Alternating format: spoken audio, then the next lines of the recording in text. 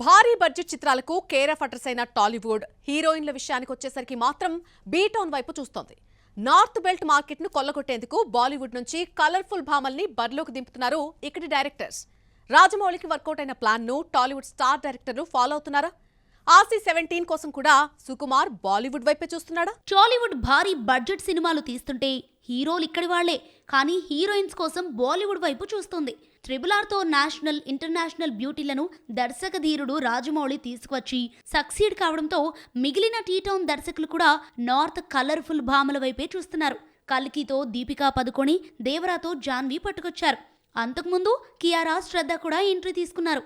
ఇప్పుడు రాజమౌళి తన అప్కమింగ్ వారణాసి కోసం హాలీవుడ్లో సెటిల్ అయిన బాలీవుడ్ బ్యూటీ ప్రియాంకను పట్టుకొచ్చాడు. Atlee Bunny high budget movie రాకాలో దీపికా పదుకొణితో పాటు జాన్వీ ఫిక్స్ అయినట్లు టాక్. అలాగే లోకేష్ కనగరాజ్ దర్శకత్వంలో తెరకెక్కబోయే AA23లోనూ బాలీవుడ్ బ్యూటీని తెచ్చే యోచనలో టీం ఉన్నట్లు తెలుస్తోంది. ఇక స్పిరిట్ నుండి దీపికా తప్పుకోవడంతో మరో బాలీవుడ్ రైజింగ్ బ్యూటీ తృప్తి దిమ్రీని ఫైనల్ చేశాడు సందీప్ రెడ్డి వంగ.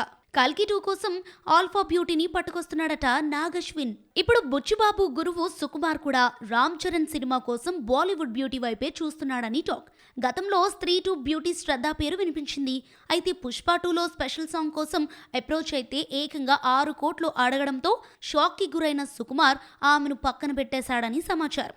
అయినప్పటికీ బీటౌన్ మార్కెట్ దృష్టిలో పెట్టుకుని నార్త్ బ్యూటీ వైపే చూస్తున్నాడని టాక్. చరణ్ కోసం సుక్కు నార్త్ బ్యూటీని తెస్తాడా? సౌత్ భామతో సరిపెట్టేస్తాడా? Let's see.